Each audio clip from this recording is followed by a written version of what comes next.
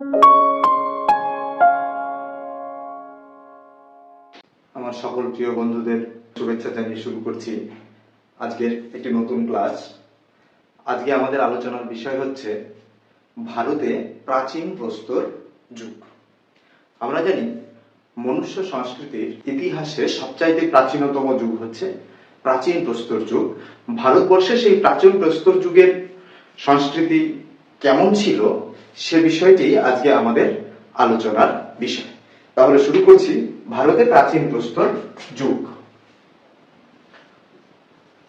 ভারতে প্রাচীন প্রস্তর যুগ।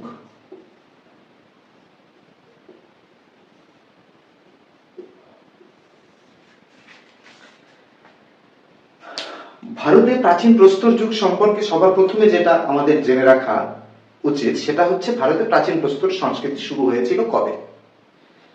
ঠিক আছে, এ বিষয়ে একটা বিতর্ক আছে যে প্রাচীন প্রস্তর যুগ ভারতবর্ষে শুরু হয়েছিল আজ থেকে প্রায় 20 লক্ষ বছর আগে। এটা যেমন একটা মত রয়েছে, তেমনি আরেকটা মত হচ্ছে যে কেউ কেউ বলে থাকেন যে প্রাচীন প্রস্তর যুগ ভারতে শুরু হয়েছিল 30 লক্ষ বছর আগে। এই 30 লক্ষ বা 20 লক্ষ বছর আগে থেকে শুরু করে এই যুগ স্থায়ী হয়েছিল 10,000 খ্রিস্টপূর্বাব্দ পর্যন্ত। অর্থাৎ সমগ্র প্লাইস্টোসিন পর্ব জুড়ে ভারতবর্ষে প্রাচীন প্রস্তর যুগ স্থায়ী হয়েছিল। প্রাচীন প্রস্তর যুগের শুরুর সময়কাল নিয়ে বিতর্ক থাকলেও একটা বিষয় সবাই নিশ্চিত যে এই সময়কালে ভারতবর্ষে পৃথিবীর কোথাও সব ক্ষেত্রেই যেটা প্রযোজ্য যে আধুনিক মানুষের আবির্ভাব কিন্তু হয়নি। প্রাচীন প্রস্তর যুগের শুরু থেকে যদি আমরা লক্ষ্য করি তাহলে দেখা যাবে সেই সময় প্রায় মানুষ বা হোমো হাবিলিসের আবির্ভাব ঘটেছিল। সেই হোমো হাবিলিস থেকে হোমো ইরেক্টাস থেকে হোমো সেপিয়েন্স, হোমো সেপিয়েন্স থেকে হোমো সেপিয়েন্স সেপিয়েন্স বা আধুনিক মানুষের আবির্ভাব ঘটেছে প্রাচীন প্রস্তর যুগের একেবারে শেষ পর্বে এসে। আরো একটা জিনিস লক্ষ্য করার যে প্রাচীন প্রস্তর যুগের হাতিয়ার গুলো ছিল মূলত পাথরে তৈরি। তাতে ছিল কোনো শেপ ছিল না, অর্থাৎ নির্দিষ্ট আকার ছিল না, কোনো বাহার ছিল না, ব্যবহারের উপযোগী ছিল না। তবে এই যে দীর্ঘ সময় ধরে একেবারে 20 লক্ষ বছরই ধরে নি, 20 লক্ষ বছর আগে থেকে খ্রিস্টপূর্ব 10,000 বছর পর্যন্ত এই যে বিবর্তনের একটা দীর্ঘ সময়কাল, এই সময়কালে কিন্তু পাথরের হাতিয়ারে বেশ কিছু কিছু পরিবর্তন এসেছে। এই পরিবর্তনের ভিত্তিতে দেখা যাবে যে প্রাচীন প্রস্তর যুগকে 3টি উপপর্বে ভাগ করা হয়। এই উপপর্বগুলি হলো 1 নম্বর নিম্ন পুরা প্রস্তর যুগ, 2 নম্বর হচ্ছে মধ্যপুরা প্রস্তর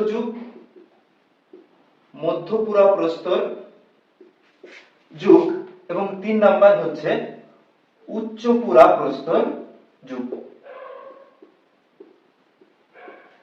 এই 3টি যুগের বৈশিষ্ট্য, সময়কাল, হাতিয়ারের ধরন এগুলোই মূলত আমাদের আলোচনার বা লক্ষ্য করার মূল বিষয়। আমরা এক এক করে আলোচনায় যাব। নিম্নপুরা প্রস্তর যুগ প্রথমে দেখে নিই। নিম্নপুরা প্রস্তর যুগ, নিম্নপুরা প্রস্তর যুগ সম্পর্কে একটা গুরুত্বপূর্ণ বিষয় যেটা যে ভারতবর্ষের প্রায় সমস্ত অঞ্চলেই নিম্নপুরা প্রস্তর যুগের প্রস্তরায়ু বা পাথরের হাতিয়ার পাওয়া গেছে। পাওয়া যায়নি শুধু গাঙ্গেয় পাললিক সমভূমি অঞ্চলে এবং কেরল অঞ্চলে। এটা কেন পাওয়া যায়নি সে বিষয়ে ঐতিহাসিকরা মোটামুটি ভাবে যেটা ধারণা করেছেন যে এই অঞ্চল ঘন অরণ্য আবৃত ছিল বলে এই প্রস্তর আয়ুধ নির্মাণের সামগ্রী এখানে সহজলভ্য ছিল না।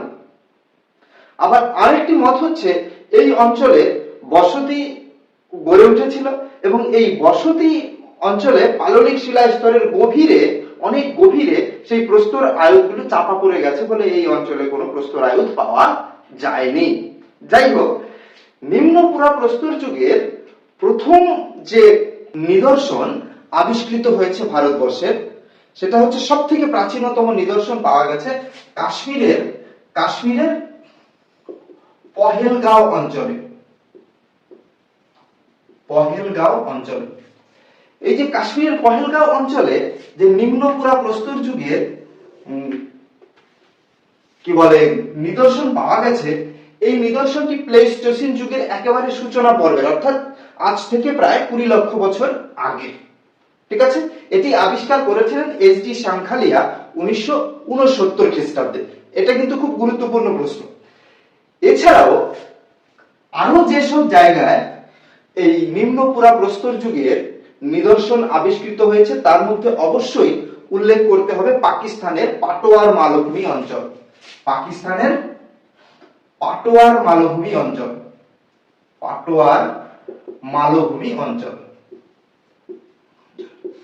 রেডিওকার্বন পরীক্ষার সাহায্যে দেখা গেছে এই পাটোয়ার মালভূমি অঞ্চলে যে হাতিয়ার পাওয়া গেছে, বিশেষত কোপানি, তার প্রাচীনত্ব 18 লক্ষ বছর পূর্বে আবিষ্কৃত হয়েছে। এখানে বলে রাখি, এই যে পহেলগাঁও অঞ্চলে যেখানে যে নিদর্শন পাওয়া গেছে, তার মধ্যে ছিল একটা বড় পাথরের চটা বা ব্লেড, আর হচ্ছে তার সাথে কয়েকটি কোপানি জাতীয় হাতিয়ার আবিষ্কৃত হয়েছিল। এছাড়াও আমরা দেখব যে নিম্ন পুরাপ্রস্তর যুগের যে গুরুত্বপূর্ণ প্রত্নকেন্দ্র হিসেবে পাঞ্জাবের সোয়ান উপত্যকা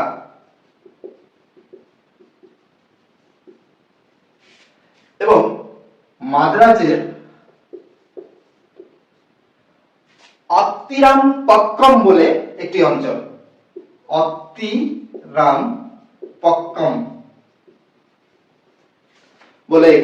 অঞ্চল, এছাড়াও রাজস্থানের দিদওয়ানা, মহারাষ্ট্রের নেভাসা,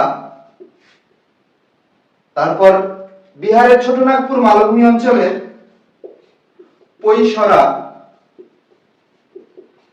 ইত্যাদি অঞ্চলে প্রাচীন প্রস্তর যুগের নিদর্শন পাওয়া গেছে। এখানে একটা জিনিস বলে রাখি, এই পহেলগাঁওয়ের নিদর্শন যেমন 20 লক্ষ বছর পুরনো, ঠিক তেমনি পৈশরা অঞ্চলে যে নিদর্শনটি পাওয়া গেছে সেটি হচ্ছে 1 লক্ষ বছরের পুরনো। অর্থাৎ বলা যেতে পারে 20 লক্ষ বছর আগে থেকে 1 লক্ষ বছর আগে পর্যন্ত সময়কাল ছিল নিম্ন পুরাপ্রস্তর যুগের সময়কাল। আর এই যে পাঞ্জাবের সোয়ান উপত্যকা এবং মাদ্রাজের অত্তিরামপক্কম অঞ্চলের যে নিম্ন পুরাপ্রস্তর সংস্কৃতির বস্তু আদি, বিশেষত কোপানি এবং হাতকুঠার আবিষ্কৃত হয়েছে, এগুলোর সময়কাল নির্ণীত হয়েছে 7,30,000 বছর থেকে শুরু করে 1,30,000 বছরের মধ্যবর্তী সময়কালে এগুলোর প্রাচীনত্ব নির্ধারিত হয়েছে। এই দুটো সংস্কৃতি সম্পর্কে বলতে গেলে অবশ্যই যেটা বলতে হয় যে পাঞ্জাবের সোয়ান উপত্যকায় মূলত একমুখ এবং দুমুখ কোপানি জাতীয় হাতিয়ার আবিষ্কৃত হয়েছে। এখানে হাতকুঠারও পাওয়া গেছে, কিন্তু সংখ্যায় কোপানির তুলনায় অনেক কম। অন্যদিকে মাদ্রাজে যে সংস্কৃতি আবিষ্কৃত হয়েছে অত্তিরামপক্কমে, সেখানে হাতকুঠারের আধিক্য ছিল বেশি।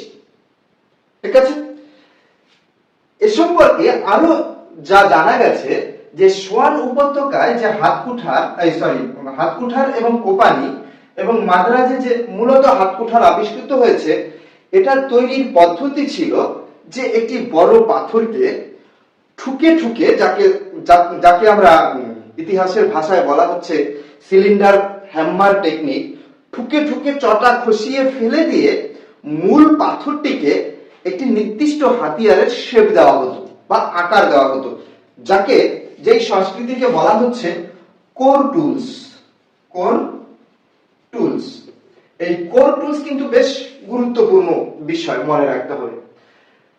ঠিক একইভাবে মাদ্রাজের যে সংস্কৃতি, বিশেষত হাত কুঠার সংস্কৃতি, হ্যান্ড এক্স কালচার বলা হচ্ছে যাকে, হাত কুঠার সংস্কৃতিতে যে হাত কুঠার গুলো পাওয়া গেছে তাকে আসুলীয় হাতিয়ার বলা হয়ে থাকে। কেন বলা হয়?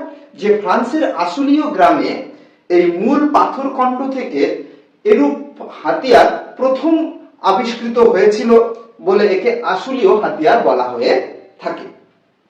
প্রাচীনত্বের দিক থেকে বিদওয়ানার যে সময়কাল নির্ধারিত হয়েছে সেটা হচ্ছে 3,90,000 বছর আগে, আর নেভাসার সময়কাল 3,50,000 বছর আগে নির্ধারিত হয়েছে। ঠিক আছে, এই সময়কালের সংস্কৃতির কথা যদি আমরা বলি তাহলে একটা গুরুত্বপূর্ণ বিষয় মাথায় রাখতে হবে। এই যে হাতিয়ার, হাত কুঠার এবং কোপানি, এই হাত কুঠার এবং কোপানি আবিষ্কৃত তৈরি হয়েছিল মূলত কোয়ার্টজাইট জাতীয় পাথর দিয়ে। কি? কোয়ার্টজাইট, কোয়ার্টজাইট জাতীয় পাথর দিয়ে। ঠিক আছে, এই যে কোয়ার্টজাইটের তৈরি হাত কুঠার এবং কোপানি, এর ব্যবহার ছিল বহুমুখী, অর্থাৎ শিকারের ক্ষেত্রে, গাছ কাটার ক্ষেত্রে, মাংস কাটার ক্ষেত্রে, হাতিয়ার, অপর হাতিয়ার তৈরির ক্ষেত্রে, সকল ক্ষেত্রেই এই হাত কুঠার এবং কোপানির ব্যবহার ছিল। ঠিক আছে, এটুকু মোটামুটি ক্লিয়ার। আরো একটা গুরুত্বপূর্ণ বিষয় যে এই সময়কালের সংস্কৃতি সম্পর্কে যেটা বলতে হবে, এই সময়ে মানুষের কোনো স্থায়ী বসবাস ছিল না। মানুষ বনে বাদরে ঘুরে বেড়াতো, শিকার করত, ফলমূল সংগ্রহ করত এবং কখনো পাহাড়ের গুহায়, কখনো গাছের ডালে সে রাত্রি যাপন করত। এই যে জীবনযাত্রা, এখানে কোনো স্থায়ী বসতির প্রশ্নই আসে না। মানুষ আগুনের ব্যবহারও তখন শেখেনি। এই যে সংস্কৃতি, এই সংস্কৃতিকে লুই মর্গান বলেছেন যে বন্যদশা। এই বিষয়টাকে মনে রাখতে হবে, লুই মর্গানের বন্যদশা কনসেপ্ট। ঠিক আছে, আর হাত কুঠারকে কেন্দ্র করে মাদ্রাজের যে সংস্কৃতি গড়ে উঠেছিল তাকে বলছি আমরা hand x culture. Hand x, x culture. তাহলে আমরা টোটাল সময়কালটাকে 20 লক্ষ বছর থেকে 1 লক্ষ বছর সময়কালের মধ্যে পেলাম নিম্ন পুরাপ্রস্তর যুগ। তারপরে ভারতবর্ষে মনুষ্য সংস্কৃতি প্রবেশ করছে মধ্য পুরাপ্রস্তর যুগে। এই মধ্য পুরাপ্রস্তর যুগের সময়কাল কখন নির্ধারণ করা হলো? 1 লক্ষ থেকে শুরু করে 40,000 বছর। আর এই 40,000 বছরের পর 40,000 থেকে শুরু করে 10,000 পর্যন্ত সময়কাল হচ্ছে উচ্চ পুরাপ্রস্তর যুগ। মাথায় রাখতে হবে যে হোমো হাবিলিসের আবিষ্কার, কি বলে, আবির্ভাব নিম্ন পুরাপ্রস্তর যুগ দেখি, হোমো ইরেক্টাস হয়ে হোমো সেপিয়েন্সের অর্থাৎ আধুনিক মানুষের আবির্ভাব ঘটেছিল 36,000 বছর পূর্বে, অর্থাৎ উচ্চ পুরাপ্রস্তর যুগে এসে। এই বিষয়টা কিন্তু খুব গুরুত্বপূর্ণ। ঠিক আছে, তবে মধ্য পুরাপ্রস্তর যুগ লক্ষ্য করলে যেটা দেখা যাবে যে মানুষের সেই বন্য জীবনযাত্রায় কোনো পরিবর্তন আসেনি। পরিবর্তন এসেছিল কোথায়? হাতিয়ার নির্মাণ। হাতিয়ার নির্মাণের ক্ষেত্রে এই সময় কোর টুলসের পরিবর্তে এলো কি? ফ্লেক টুলস, FLAKE, ফ্লেক টুলস। মানে একটা মূল পাথরকে ঠুকে ঠুকে তার থেকে চটা বের করে সেই চটার দ্বারা তৈরি হলো আরো বেশি ধারালো, আরো বেশি পূর্বের তুলনায় মসৃণ এবং ব্যবহারের পক্ষে অপেক্ষাকৃত উপযোগী হাতিয়ার। হাতিয়ারগুলো কি ছিল? হাতিয়ারের মধ্যে প্রধান ছিল চাচনি মানে স্ক্র্যাপার, ব্লেড, শল্য ইত্যাদি প্রধান। ঠিক আছে, আরো একটা বিষয় লক্ষ্য করা যে এখানে আমরা কি পাচ্ছি? ব্লেড, চাচনি, শল্য ইত্যাদি। ঠিক আছে, এগুলো তৈরি করতে ব্যবহার করা হতো কি, নিম্ন পুরা প্রস্তর যুগে আমরা যেখানে কোয়ার্টজাইট পাথরের ব্যবহার দেখেছি, মধ্য পুরা প্রস্তর যুগে এসে আমরা দেখছি এগট, জেসপার, চার্ড ইত্যাদি পাথরের ব্যবহার আমরা লক্ষ্য করছি। ঠিক আছে, এই পর্বের মূল যে প্রত্ন কেন্দ্রগুলো যেখান থেকে এই মধ্যপুরা প্রস্তর যুগের হাতিয়ার আবিষ্কৃত হয়েছে, তার মধ্যে সবার প্রথমে উল্লেখ করতে হবে এক নম্বরে যে মধ্যপ্রদেশের ভীমবেটকা, মধ্যপ্রদেশের ভীমবেটকা, ভীমবেটকা। ঠিক আছে, দুই নম্বরে আমরা বলতে পারি পাকিস্তানের সাংঘাও, পাকিস্তানের সাংঘাও। ঠিক আছে, দিদওয়ানাতেও পাওয়া গেছে, যেটা রাজস্থানে অবস্থিত, দিদওয়ানাতেও এই পর্বের হাতিয়ার পাওয়া গেছে। পাওয়া গেছে না নেভাসা বা নাভাসাতে, যেটা মহারাষ্ট্রে অবস্থিত। উল্লেখ্য যে এই যে দিদওয়ানার হাতিয়ার গুলো যে আবিষ্কৃত হয়েছে, এর প্রাচীনত্ব নির্ধারিত হয়েছে 57,000 বছর পূর্বে, আর বাকিগুলো মোটামুটি 40,000 বা তার আশপাশে, কখনো কখনো 11,000 খ্রিস্টপূর্বাব্দের হাতিয়ারও কিন্তু আবিষ্কৃত হয়েছে। ঠিক আছে, মোটামুটি মধ্যপ্রস্তর যুগের একটা ধারণা কিন্তু আমরা পেলাম। এখান থেকে মনুষ্য সংস্কৃতি বিবর্তিত হয়ে উচ্চপুরা প্রস্তর যুগে পৌঁছচ্ছে। উচ্চপুরা প্রস্তর যুগে আমরা কি দেখছি, 36,000 বছর আগে আধুনিক মানুষের আবির্ভাব, আধুনিক মানুষ আবির্ভূত হচ্ছে এই সময়। ঠিক আছে, এই সময়ের প্রস্তর আয়ুধের ক্ষেত্রে লক্ষণীয় যে পূর্বের যে ব্লেড, চাচনি, শল্য, নতুন করে আবার বাটালি পাওয়া যাচ্ছে, ছিদ্র করার হাতিয়ার, এগুলো ছিল। তবে এগুলো পূর্বের তুলনায় অনেক বেশি মসৃণ ছিল, অনেক বেশি ব্যবহারের উপযোগী ছিল। সব থেকে গুরুত্বপূর্ণ, এই সময় হাতিয়ারে হাতল বা ডাট লাগানো হতো, হাতল লাগানোর ব্যবহার প্রচলিত হলো। কখনো কখনো কাঠের, কখনো কখনো হাড়ের হাতিয়ার হাতল লাগানো হতো। আবার হাড়ের তৈরি বেশ কিছু হাতিয়ারও এই সময় আবিষ্কৃত হয়েছে। উচ্চপুরা প্রস্তর যুগের যে হাতিয়ার আবিষ্কৃত হয়েছে মূলত অন্ধ্রপ্রদেশের কর্নুল এলাকা থেকে। এরপরে আমরা বলতে পারি মধ্যপ্রদেশের বাঘর, আদমগড়।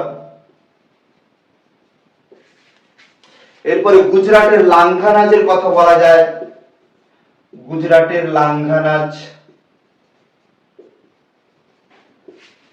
এছাড়াও উত্তরপ্রদেশ, মহারাষ্ট্র, বিহার, পশ্চিমবঙ্গের বিভিন্ন অঞ্চলে এই সময়ের হাতিয়ার কিন্তু আবিষ্কৃত হয়েছে। পশ্চিমবঙ্গের কথায় একটু স্পেশালি আলোচনা করতে হয় পশ্চিমবঙ্গের বিষয়টাতে। পশ্চিমবঙ্গের কোন কোন জায়গায় পাওয়া গেছে, অযোধ্যা পাহাড় এলাকাতে পাওয়া গেছে, বাঁকুড়ার খাতড়া এলাকাতে পাওয়া গেছে, মুকুটমণিপুরে পাওয়া গেছে, বেলপাহাড়ি, শিলদা এলাকাতেও কিন্তু পশ্চিমবঙ্গের উচ্চপুরা প্রস্তর যুগের হাতিয়ার আবিষ্কৃত হয়েছে। ঠিক আছে, এই যে প্রাচীন প্রস্তর যুগের আরো একটা প্রথম পর্যায়ে প্রাচীন প্রস্তর যুগের একটা গুরুত্বপূর্ণ বিষয় হচ্ছে শিল্পকলা, শিল্প সংস্কৃতির নিদর্শন কিন্তু এই সময় পাওয়া গেছে। ঠিক আছে, ভীমবেটকা এবং আদমগড়ে দেখা গেছে যে বেশ গুহার গায়ে বেশ কিছু চিত্র, শিকারের চিত্র, বিভিন্ন হাতিয়ারের চিত্র, বিভিন্ন জীবজন্তুর চিত্র আবিষ্কৃত হয়েছে। ঠিক আছে, সেই চিত্রগুলো আশ্চর্য রকমের ভাবে দেখা যাবে সবুজ এবং গাঢ় লাল রঙে চিত্রিত করা হয়েছে এবং চিত্রগুলো অত্যন্ত বাস্তবানুগ। এই বিষয়টি কিন্তু মনুষ্য সংস্কৃতিতে যে শিল্প কলার যে রেওয়াজ শুরু হয়েছিল তার প্রমাণ কিন্তু আমরা এখানে পাই। ঠিক আছে, উচ্চপুরা প্রস্তর যুগে মানুষের এই যে প্রত্নকেন্দ্রগুলো থেকে বিভিন্ন পশু, কি বলে, ছাগল, ভেড়া, মহিষ, ঠিক আছে, ইত্যাদি কি বলে হাড় পাওয়া গেছে, যেগুলো কি বলে শিকার করে মানুষ মাংস হিসেবে ব্যবহার করত, এমন অনুমিত হয় খুব সহজে। যাই হোক, শিল্পকলা সম্পর্কে বলছিলাম যে ভীমবেটকা আদমঘরে গুহা চিত্র পাওয়া গেল। এই অঞ্চলে গুহা চিত্রের সাথে সাথে পাওয়া গেছে কি পুঁতি। এটা তৈরি হতো ডিমের খোলা থেকে, বলা হয় উট পাখির ডিমের খোলা থেকে পুঁতি তৈরি হতো সেই সময়। ঠিক আছে, এটাও কিন্তু ভীমবেটকা অঞ্চলেই পাওয়া গেছে। মহারাষ্ট্রের পাটনে উট পাখির ডিমের খোলসের ওপর নকশা কাটার চিহ্ন পাওয়া গেছে। ঠিক আছে, যেটা এই শিল্পকলার নিদর্শন হিসেবে খুব গুরুত্বপূর্ণ। মধ্যপ্রদেশের বাঘর অঞ্চলে আবিষ্কৃত হয়েছে একটি বেদী। সেই বেদির ওপর মাতৃকা চিহ্ন আবিষ্কৃত হয়েছে, অর্থাৎ আজকে যে মাতৃকা পূজা, পাথর পূজা আমরা দেখতে পাই, এই সংস্কৃতির উত্তরসূরিরা কিন্তু প্রাচীন প্রস্তর যুগের মানুষ ছিল বলে অনুমিত হয়। অর্থাৎ সব মিলিয়ে প্রাচীন প্রস্তর যুগের একটা স্পষ্ট চিত্র আমরা পেলাম। এরপর মনুষ্য সংস্কৃতিতে একটা নতুন যুগ আসে, যাকে আমরা বলি মধ্যপ্রস্তর যুগ বা মাইক্রোলিথিক এজ। এই সম্পর্কে আমরা পরের ক্লাসে আলোচনা করব। আজকে এই পর্যন্তই থাক। Thank you.